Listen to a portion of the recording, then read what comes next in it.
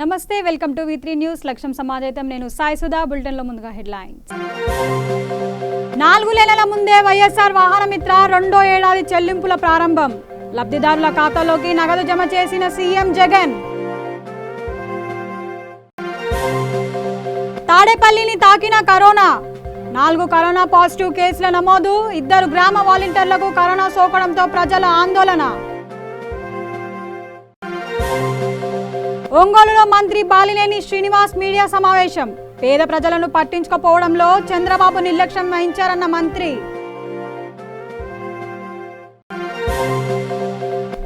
మన పరిశుభ్రత కార్యక్రమాన్ని ప్రారంభించిన తూర్పు గోదావరి జిల్లా కలెక్టర్ మురళీధర్. అన్ని గ్రామాలను వ్యర్థరహిత పంచాయతీలుగా తీర్చిదిద్దాలని పిలుపు.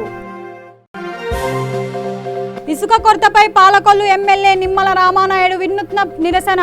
తోపుడు బండిపై మార్కెట్లో ఇసుకను విక్రయించిన ఎమ్మెల్యే. కర్నూలు జిల్లాలో విజిలెన్స్ అధికారులు తనిఖీలు. 1,75,000 రూపాయల విలువగల నకిలీ పత్తి విత్తనాలు స్వాధీనం. ముఖ్యమంత్రి జగన్మోహన్ రెడ్డి వైఎస్ఆర్ వాహన మిత్ర రెండో ఏడాది చెల్లింపులు ప్రారంభించారు. తన క్యాంపు కార్యాలయంలో కంప్యూటర్ నుండి లబ్ధిదారుల ఖాతాలో 10,000 రూపాయల చొప్పున నగదు జమ చేసి మొత్తం 2,62,493 లబ్ధిదారులకు ఖాతాలో 262.49 కోట్లు జమ చేశారు. ఆ తర్వాత వీడియో కాన్ఫరెన్స్లో వివిధ జిల్లాల నుండి లబ్ధిదారులతో మాట్లాడారు. అనంతరం ముఖ్యమంత్రి మాట్లాడుతూ లాక్డౌన్ వల్ల ఇబ్బంది పడుతున్న వారిని ఆదుకోవడానికి 4 నెలల ముందే పథకం అమలు చేశామని అన్నారు. అవినీతికి తావు లేకుండా పూర్తి పారదర్శకంగా పథకాన్ని అమలు చేస్తామని చెప్పారు. నేను చూశాను, నేను విన్నాను, నేను ఉన్నాను అని చెప్పి నేను ఇచ్చిన మాటకు ఈరోజు కట్టుబడి ఇచ్చిన మాట ప్రకారం ఈరోజు మీ అందరి బ్యాంక్ అకౌంట్లలో బటన్ నొక్కిన వెంటనే కేవలం 2 గంటల్లోనే మీ అకౌంట్లలోకి డబ్బులు వచ్చే కార్యక్రమానికి శ్రీకారం చుడతా ఉన్నాను ఈ రోజు అని చెప్పడానికి గర్వపడతా ఉన్నాను. ప్రతి సంవత్సరం 10,000 రూపాయలు చొప్పున ఈ 5 సంవత్సరాలలో 50,000 రూపాయలు మీ అకౌంట్లలో వేస్తాను అని చెప్పి సగర్భంగా కూడా ఈ వేదిక మీద నుంచి చెప్తా ఉన్నాను ప్రతి సోదరుడికి.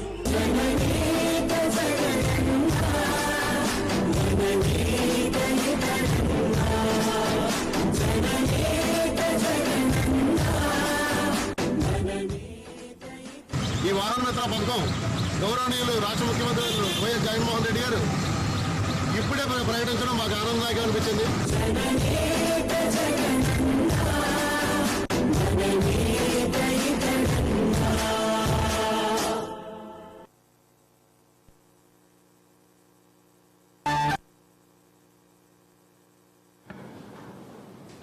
ఈ సందర్భంగా మన ఆనరబుల్ మినిస్టర్స్ అందరూ కన్సర్న్ డిస్ట్రిక్ట్స్ లో ఉన్నారు సార్. అలాగే ఆనరబుల్ ఎమ్మెల్యేస్, ఎమ్మెల్సీస్, ఎంపీస్ అందరినీ కూడా ఇన్వైట్ చేయమని కలెక్టర్స్ చెప్పడం జరిగింది.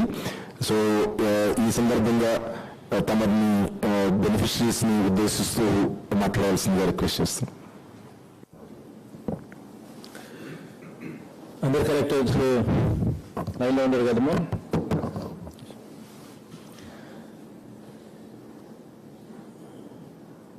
అందరూ కలెక్టర్స్ కూడా కార్యాలయాలలో ఆటో డ్రైవర్లు, టాక్సీ డ్రైవర్లు, ఈ అన్నదమ్ములందరినీ కూడా రిప్రజెంటేటివ్స్ కింద అందరూ కూడా పిలుచుకొని ఉన్నారు అని చెప్పి నేను భావిస్తా ఉన్నాను. ఈరోజు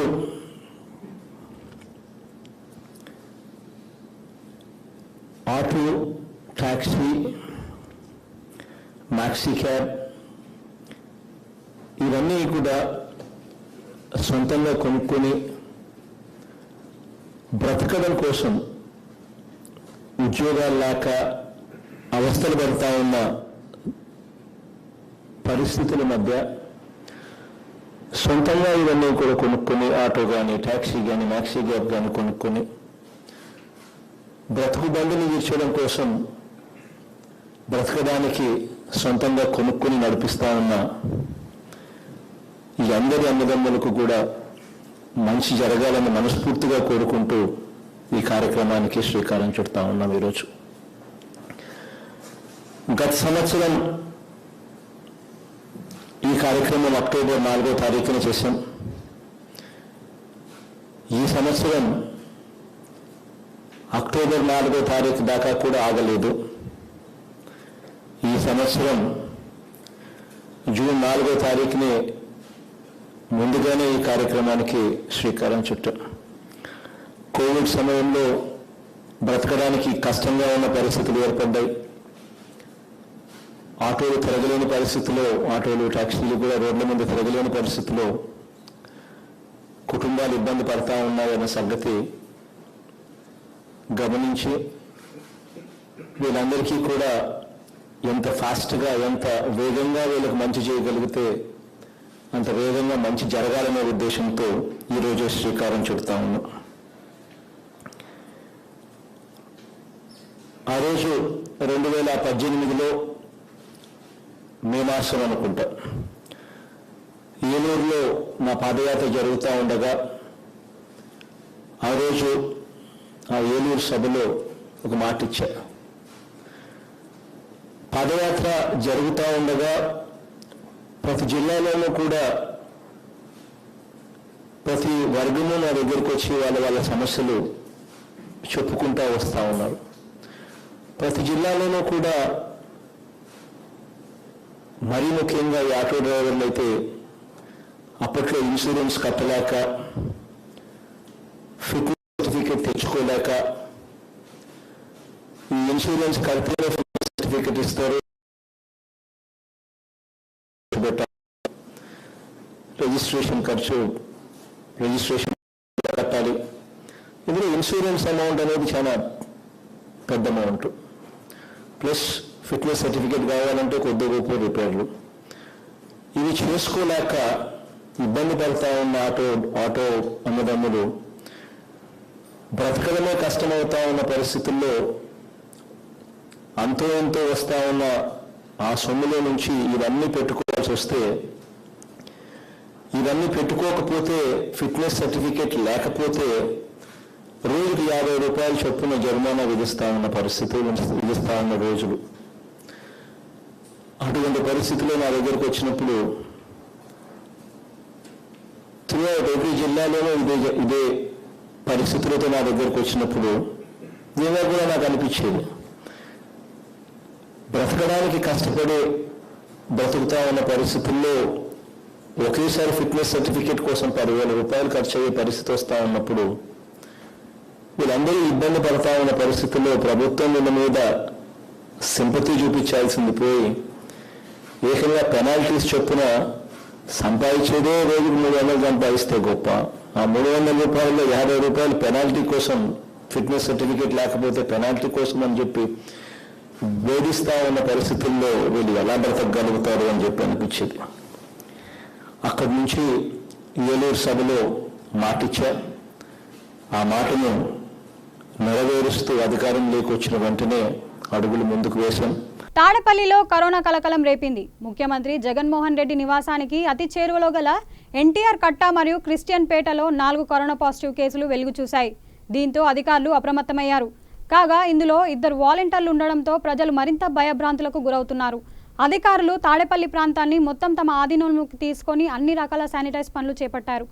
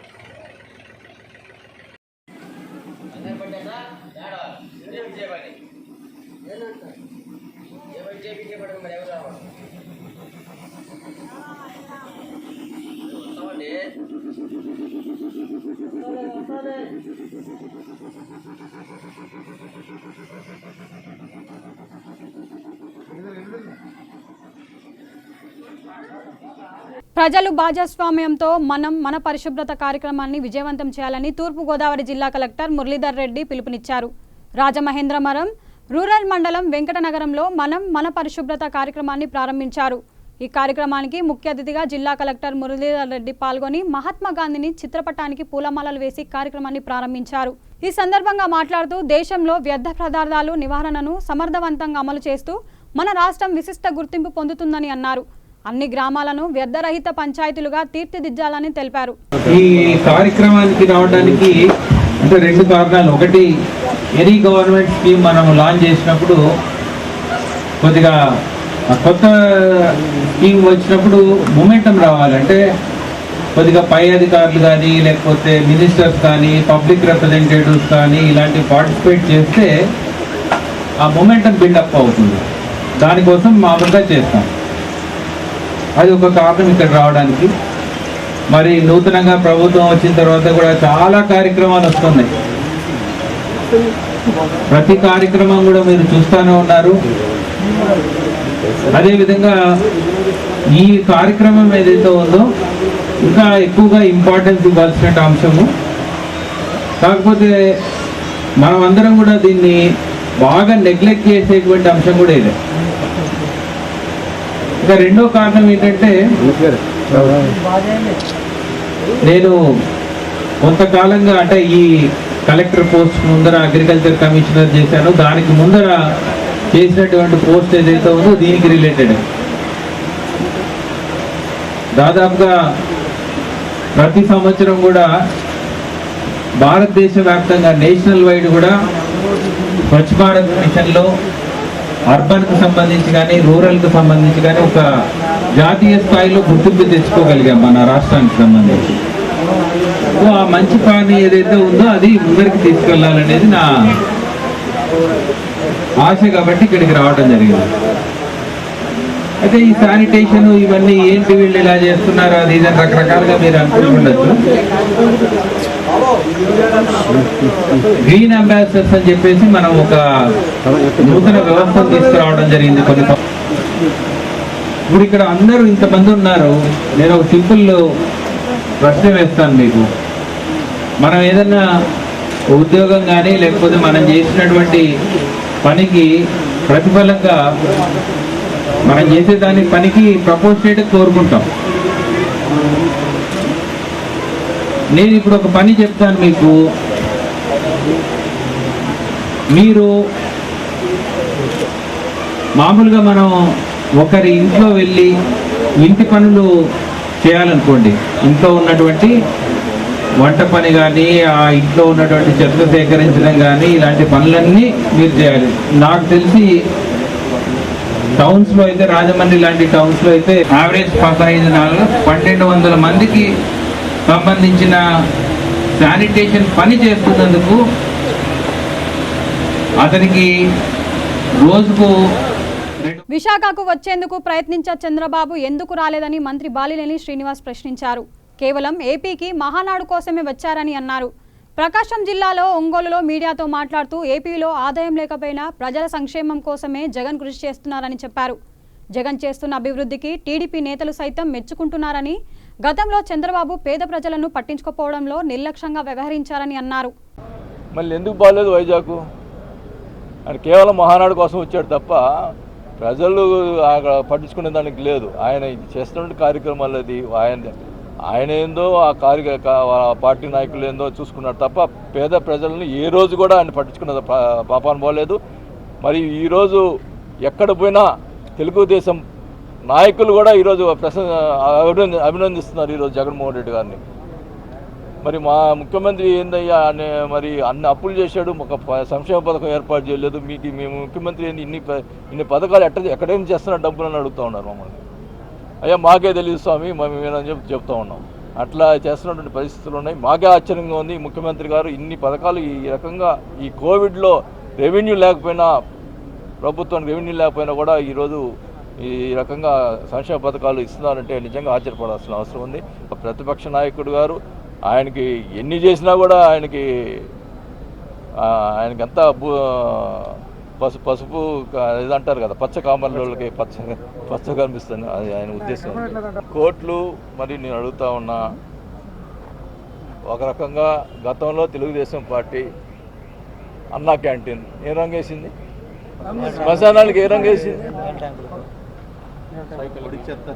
మరి ఇప్పుడు వచ్చింది ఈ ప్రభుత్వంకి ఏమో ఈ రకంగా చేస్తూ ఉన్నారు, ఆ ప్రభుత్వంలో ఉన్నప్పుడు ఈ రకంగా. మన కోట్లు ప్రజల్లో కూడా కొంత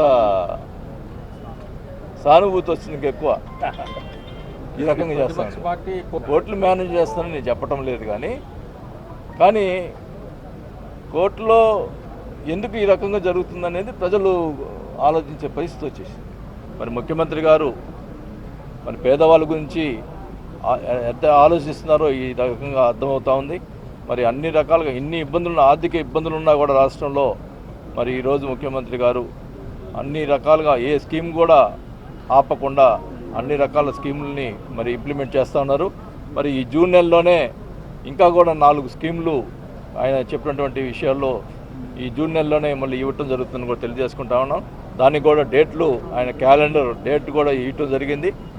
మరి ఏ ముఖ్యమంత్రి కూడా ఈ రకంగా ఇంప్లిమెంట్ చేసే పరిస్థితి గతంలో ఎప్పుడు కూడా చూడలేని పరిస్థితి ఉంది. గతంలో రాజశేఖర రెడ్డి గారు మరి ఎన్నో సంక్షేమ పథకాలు ఏర్పాటు చేశారు. మరి ఆయన తండ్రి జగన్మోహన్ రెడ్డి గారు ఒక 2 అడుగులు ముందుకేసి రాజశేఖర రెడ్డి గారిని మరి ఆయన చేసిన కార్యక్రమం కంటే ఎక్కువ కార్యక్రమాలు చేసేదానికి జగన్మోహన్ రెడ్డి గారు మరి చేసినందుకు మనం అందరం కూడా జగన్మోహన్ గారిని అభినందించాలని కూడా తెలియజేసుకుంటా ఉన్నాం. నేనైతే జగన్మోహన్ రెడ్డి గారు ఇంత బాగా చేస్తారని కూడా నేను ఎప్పుడు కూడా ఇంత ఊహించలేదు. ఆయన చేసినటువంటి కార్యక్రమాలు చూసి నిజంగా అందరికీ కూడా ఆశ్చర్యం వేస్తుందని కూడా తెలియజేసుకుంటా ఉన్నాం. మన అందరూ కూడా మరి జగన్మోహన్ రెడ్డి గారు చేసినటువంటి కార్యక్రమాలని ఆయనకు సంబంధించిన మంత్రుల వర్గం కానీ ఎమ్మెల్యేలు కానీ అందరూ కూడా పూర్తిగా ఆయన చేసినటువంటి కార్యక్రమాలని మనం ఏమాత్రం కూడా ఆ సంక్షేమ పథకాలని ఒక పార్టీ అనేది చూడకుండా ప్రతి ఒక్కరు కూడా ఇచ్చేదానికి అందరూ కూడా తోడ్పడాలి చేయాల్సిన అవసరం ఉందని కూడా తెలియజేసుకుంటా ఉన్నాం. మరి ముఖ్యమంత్రి గారు ఇచ్చిన ఆదేశాల ప్రకారం ఏ పార్టీ అనేది లేకుండా ప్రతి పేదవాడికి అర్హుడున్న ప్రతి ఒక్కరు కూడా ఈ సంక్షేమ పథకాలు అందజేయడం జరుగుతుందని కూడా తెలియజేసుకుంటా ఉన్నాం. నెల్లూరు జిల్లాలో మంత్రి అనిల్ కుమార్ పర్యటించారు. కోవూరు మండలం నీటిపారుదల శాఖ మంత్రి అనిల్ కుమార్ యాదవ్, ఎమ్మెల్యే ప్రసన్న కుమార్ కలిసి పర్యటించారు.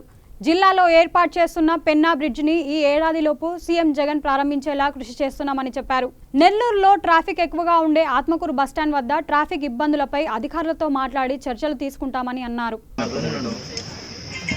ట్రాఫిక్ కూడా విపరీతంగా కూడా పెరిగిపోవడంతో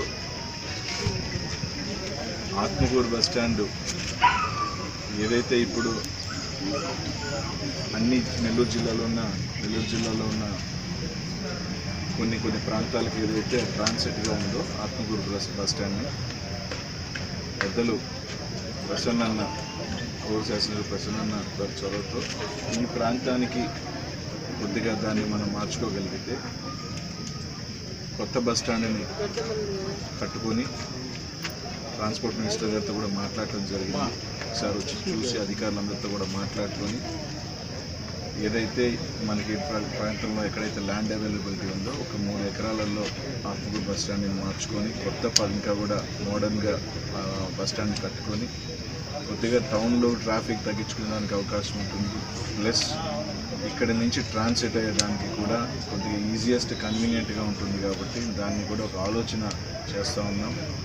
సో బస్టాండ్ని ట్రాన్సిట్ మార్చేయాలని ఒక ఆలోచన చేసే కార్యక్రమం చేయాలని నిర్ణయించుకున్నాం. దానికి సంబంధించి కూడా ఆర్టీసీ అధికారులందరితో కూడా ఒకసారి చర్చించి అందరూ కూడా కూర్చొని మాట్లాడుకొని దాన్ని ఎందుకంటే ఈరోజు ఒకప్పుడు మూలుగా ఉన్న బస్టాండ్ ఈరోజు సెంటర్ అయిపోవడం జరిగింది. బాగా ట్రాఫిక్ ఎక్కువైపోతూ ఉంది. జనాలు కూడా ఇంకా నియోజించుకోండి కాబట్టి ఎలాగో ఇప్పుడు కోవూరు దీన్ని 4 లైన్ చేయడం జరిగింది. సో ఈ ప్రాంతానికి సంబంధించి ఇక్కడ ఏర్పాటు చేసుకోగలిగితే ముఖ్యంగా అది పోయే రూట్స్ అన్నీ కూడా కొద్దిగా ఈజియెస్ట్గా ఉంటుంది కాబట్టి అందులో భాగంగా ఈరోజు ప్రసన్న అడగడం జరిగింది. కొద్దిగా కోవూరు నియోజకవర్గానికి సంబంధించి ప్రాంతంలో ఎక్కడైనా ఒకసారి మనం కూర్చొని ల్యాండ్ ఉంటుంది అని అడిగితే అధికారులందరూ ఎంఆర్ఓని అప్రోచ్ చేయను.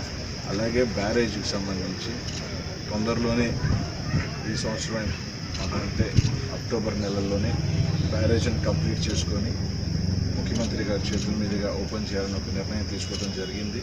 అందులో భాగంగానే బ్యారేజ్ వన్స్ కంప్లీట్ అయిపోతే మనకి ఎప్పుడూ కూడా బ్యారేజ్లో స్టోరేజ్ ఆఫ్ వాటర్ ఎప్పుడూ కూడా ఉంటుంది. కాబట్టి కొద్దిగా మనకి నెల్లూరున చుట్టుపై ప్రాంతానికి సంబంధించి కొంచెం టూరిజంగా అవకాశం ఉంటే రిసార్ట్స్ టైపు లేకపోతే వాటర్ స్పోర్ట్స్ కానీ ఏదైనా కానీ ఈ పక్కన ప్లాన్ చేసుకుంటే కొద్దిగా బాగుంటుంది, కూడా యాక్టివిటీస్ బాగుంటాయని ఆలోచన కూడా చేయడం జరిగింది. అందులో భాగంగా ఎంతైనా ల్యాండ్ రెవెన్యూకి సంబంధించి గవర్నమెంట్కి సంబంధించిన ల్యాండ్ డెవలప్మెంట్ దాన్ని కూడా ఒకసారి చూడమంటం జరిగింది. రాష్ట్రంలో ఇసుక కొరతపై పశ్చిమ గోదావరి జిల్లా పాలకొల్లు ఎమ్మెల్యే నిమ్మల రామానాయుడు వినూత్న నిరసన చేపట్టారు.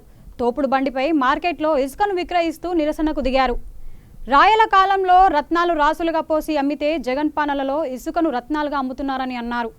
రాష్ట్రంలో భవన కార్మికులు ఇసుక కొరతతో తినడానికి తిండి లేక పస్తులుండే ప్రభుత్వానికి చీమ కుట్టినట్లు కూడా లేదని అన్నారు. ఈ సందర్భంగా మార్కెట్లో ఎమ్మెల్యే వద్ద మహిళలు ఒంటి మీద బంగారం తీసి ఇసుక కొనుక్కున్నారు. అనంతరం తహసీల్దార్కు ఇసుక కొరత లేకుండా చర్యలు చేపట్టాలని కోరారు. లాక్డౌన్ నిబంధనలు పాటిస్తూ మరి ఈరోజు ఆంధ్రప్రదేశ్ రాష్ట్రంలో లాక్డౌన్ వల్ల గత 3 నెలలుగా భవన కార్మికులు ఎవరైతే ఉన్నారో వాళ్ళందరూ కూడా పనులు లేక వస్తువులు ఉన్నటువంటి పరిస్థితి మనందరం కూడా చూసాం. ఈరోజు లాక్డౌన్ నిబంధనలు మరి కొంచెం సడలించినప్పటికీ కూడా పనులు అయితే దొరుకుతున్నాయి, కానీ ఆ పనులకు సంబంధించినటువంటి మరి ఇసుక మరి ఈవేళ లేకపోవడం వల్ల ఈవేళ మళ్ళీ భవన కార్మికుల పని ఈవేళ నరకం అనిపిస్తూ ఉన్నారు. 40 లక్షల మంది భవన కార్మికులకు ఈవేళ ఇసుక లేక పనులు లేక పస్తులుండి తమ 2 పిల్లలకి 2 పూటల అన్నం పెట్టలేనిటువంటి పరిస్థితి ఈవేళ ఆంధ్రప్రదేశ్ రాష్ట్రంలో భవన కార్మికులు ఉన్నటువంటి పరిస్థితి ఎంత దారుణం అంటే మనందరం కూడా చూసాం. రాయల కాలంలో ఆ రోజు మరి ఏదైతే వజ్రాలు వైడూర్యాలు రాసులుగా పోసి అమ్మితే ఈరోజు జగన్ కాలంలో ఇసుకనే మరి వైడూర్యాలుగా అమ్మేటువంటి పరిస్థితి ఈరోజు దుస్థితి ఈరోజు జగన్మోహన్ రెడ్డి పాలనలో మనందరం కూడా చూస్తూ ఉన్నాం. ర్యాంపుల్లో చూస్తే ఇసుక ఫుల్గా ఉంటుంది, కానీ నిర్మాణాల దగ్గర చూస్తే ఇసుక నిల్లు అయినటువంటి పరిస్థితి. ఈరోజు ఎంత అన్యాయం అంటే మీరే చూశారు. ఇప్పుడు లబ్ధిదారులు సంచి నిండా క్యాష్ పట్టుకొచ్చిన, సంచి నిండా బంగారం పట్టుకొచ్చిన ఒక తట్ట ఇసుక కొనలేనిటువంటి పరిస్థితి దుస్థితి ఇవాళ ఈ ఆంధ్రప్రదేశ్ రాష్ట్రంలో ఉన్నటువంటి పరిస్థితి. కానీ ఇసుక ఎక్కడుందంటే వైసీపీ నాయకులు ఇంటి దగ్గర. ఈరోజు ఆంధ్రప్రదేశ్ రాష్ట్రంలో వైసీపీ ఇంట ఇసుక పంట పండుతుంది. ఈవేళ ఆంధ్రప్రదేశ్ రాష్ట్రంలో ఈవేళ ఎక్కడైనా కొద్దో గొప్ప ఇసుక 30,000కి 40,000కి 50,000కి లారీ ఇసుక దొరుకుతుంది అంటే మరి అది భారతీయ ఇసుక అన్నారు. దానికి మళ్ళీ కే ట్యాక్స్ అదనం చేస్తూ ఉన్నారు. అంటే ఒక వైసీపీ నాయకుల కనుసన్నల్లోనే ఈరోజు ఇసుక మాఫియా ఈ రాష్ట్రంలో ఉన్నటువంటి పరిస్థితి. అది నేను చెప్పింది కాదు, సాక్షాత్తు ఈ ఆంధ్రప్రదేశ్ రాష్ట్ర మంత్రివర్యులు స్వయంగా చెప్పారు. పెద్దిరెడ్డి గారు ఏదైతే ర్యాంపుల నుంచి స్టాక్ పాయింట్కి వెళ్ళే లోపల 2 లక్షల మెట్రిక్ టన్నుల ఇసుక ఎలకలెత్తుకెళ్ళిపోయారు. కర్నూలు జిల్లా దేవనకొండ మండలంలోని తార్నేకల్ గ్రామంలో నకిలీ బీటీ పత్తి విత్తనాలు పట్టుబడ్డాయి. గ్రామంలో ధనుంజయ ఆచారి అనే వ్యక్తి ఇంట్లో అక్రమంగా 128 కేజీల ప్యాకెట్లు ఉన్నాయని సమాచారంతో అధికారులు తనిఖీలు నిర్వహించారు. ఈ దాడుల్లో 1,75,000 రూపాయలు విలువగల నకిలీ పత్తి విత్తనాలు స్వాధీనం చేసుకున్నట్లు మండల వ్యవసాయ అధికారి అల్తాఫ్ అలీ ఖాన్ తెలిపారు. ప్రముఖ పుణ్యక్షేత్రమైన శ్రీశైలం దేవస్థానంలో అవినీతి పాల్పడి అరెస్టైన 3 శాశ్వత ఉద్యోగులు ఆలయ ఈవో కెఎస్ రామారావు సస్పెండ్ చేశారు. బ్యాంకుల ద్వారా దేవస్థానానికి వచ్చిన తాత్కాలిక ఉద్యోగులు 24 మందిని పూర్తిగా విధుల నుంచి తొలగించారు. నగదు ఆధారిత కౌంటర్లు, డొనేషన్ కౌంటర్లు మరియు ఆర్జిత అభిషేకం వసతి విభాగంలో శాశ్వత ఉద్యోగులను కొత్తగా ట్రైనింగ్ ఇచ్చి నియమిస్తున్నట్లు ఈవో తెలిపారు. శ్రీశైల మహాక్షేత్రంలో జరిగినటువంటి కొన్ని అవకతవకల పైన ప్రభుత్వం యొక్క ఆదేశాల మేరకు మాన్య మంత్రివర్యులు దేవాదాయ ధర్మాదాయ శాఖ మంత్రివర్యులైన వెల్లంపల్లి శ్రీనివాస్ గారు, అలాగే ప్రభుత్వ అధికారులైనటువంటి కమిషనర్ గారు, స్పెషల్ చీఫ్ సెక్రటరీ గారైన జేసీ ప్రసాద్ సార్ గారు వీళ్ళందరూ ఇచ్చినటువంటి సూచనలు వెంటనే స్పందించి దీనిపైన ఒక నివేదికను కావాలని చెప్పి ఎంక్వైరీ ఆఫీసర్ని ఇక్కడికి పంపడం జరిగింది. మంత్రివర్యులు దీన్ని చాలా తీవ్రంగా ఫాలో కూడా చేశారు. ఇటువంటి పునరావృతం కాకుండా మరి వీటన్నిటి యొక్క ఫలితం వల్ల ఆ కేసును టేకప్ చేయడం, మన దగ్గర ఉన్న సమాచారాన్ని వాళ్ళకి అప్పగించడం, ఇక్కడ ఒక కేసు కూడా లాడ్జ్ చేయడం జరిగింది. వీటన్నిటిలో భాగంగా మరి ఒక 3 ఎంప్లాయీస్ పైన కూడా శాశ్వతమైనటువంటి ఎంప్లాయీస్ పైన చర్య తీసుకోవడం జరిగింది. వాళ్ళ కేసు కూడా బుక్ అయి అరెస్ట్ కావడంతో మరి వాళ్ళని సస్పెండ్ చేసాం ఈరోజు. అలాగే బ్యాంక్ ద్వారా వచ్చినటువంటి 2 సంస్థలు, అబ్రిపోజ్ అనేటువంటి సంస్థ ఆంధ్ర బ్యాంక్ ద్వారా, SBH ఉన్నప్పుడు వచ్చినటువంటి ఎంప్లాయీస్ బ్యాంకు ద్వారా స్పాన్సర్ కాబట్టి వాళ్ళు రెగ్యులర్ ఎంప్లాయీస్ కూడా కాదు, దేవస్థానానికి వాళ్ళకి చెందని వాళ్ళు బ్యాంకు ద్వారా వచ్చి వాళ్ళు కూడా ఇక్కడ దీంట్లో భాగస్వాములు అయ్యారు. మరి వాళ్ళందరిపైన కేసులు కూడా పెట్టడం జరిగింది. డిఎస్పీ గారు కూడా దాన్ని విచారిస్తున్నారు. మరి వాళ్ళందరినీ ఈరోజు తొలగించడం జరిగింది. ఆ 2 బ్యాంక్స్ ద్వారా వచ్చినటువంటి పనిచేయడానికి వచ్చినటువంటి వాళ్ళను వివిధ ఏజెన్సీల ద్వారా వచ్చి ఉన్నారు. వాళ్ళందరినీ తొలగిస్తూ బ్యాంకు ఇప్పుడున్నటువంటి ఎవరైతే కాంట్రాక్టు లేదా ఒక అవుట్సోర్సింగ్ కూడా కాదు, వీళ్ళు ఒక బ్యాంకు నుంచి స్పాన్సర్ కాబడినటువంటి వ్యక్తులు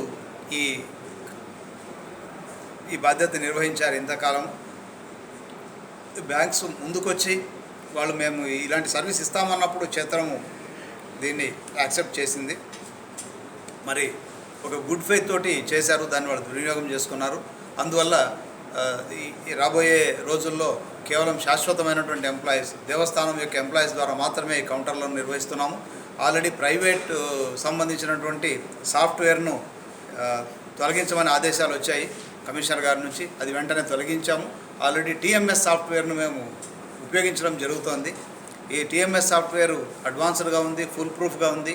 మరి దీన్ని ఉపయోగించుకొని తర్వాత రాబోయే రోజుల్లో కార్యక్రమాలు నిర్వహిస్తామని తెలియజేస్తున్నాము.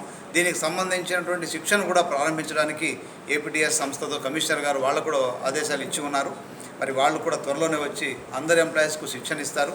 అందరూ శిక్షితులైన తర్వాత అందరినీ కూడా రొటీన్గా అంటే రొటేషన్ పద్ధతిలో అందరి చేత ఇటువంటి వర్క్స్ చేపించి ఈ షార్టేజ్ అనేటువంటిది రాకుండా జాగ్రత్త పడతాం. బులెటిన్ ముగించే ముందు హెడ్లైన్స్ మరొకసారి. 4 నెలల ముందే వైఎస్ఆర్ వాహనమిత్ర 2వ ఏడాది చెల్లింపుల ప్రారంభం. లబ్ధిదారుల ఖాతాలోకి నగదు జమ చేసిన సీఎం జగన్. తాడేపల్లిని తాకిన కరోనా. 4 కరోనా పాజిటివ్ కేసుల నమోదు. 2 గ్రామ వాలంటీర్లకు కరోనా సోకడంతో ప్రజల ఆందోళన. ఒంగోలులో మంత్రి బాలినేని శ్రీనివాస్ మీడియా సమావేశం. పేద ప్రజలను పట్టించుకోపోవడంలో చంద్రబాబు నిర్లక్ష్యం వహించారన్న మంత్రి.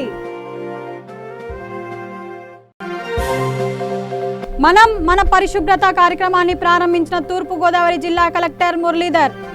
అన్ని గ్రామాలను వ్యర్థరహిత పంచాయతీలుగా తీర్చిదిద్దాలని పిలుపు. ఇసుక కొరతపై పాలకొల్లు ఎమ్మెల్యే నిమ్మల రామానాయుడు వినూత్న నిరసన. తోపుడు బండిపై మార్కెట్లో ఇసుకను విక్రయించిన ఎమ్మెల్యే. కర్నూలు జిల్లాలో విజిలెన్స్ అధికారులు తనిఖీలు. 1,75,000 రూపాయల విలువగల నకిలీ పత్తి విత్తనాలు స్వాధీనం. ఇవి బులెటిన్ అప్డేట్స్. చూస్తూనే ఉండండి V3 న్యూస్. లక్ష్యం సమాజైతం. నమస్తే.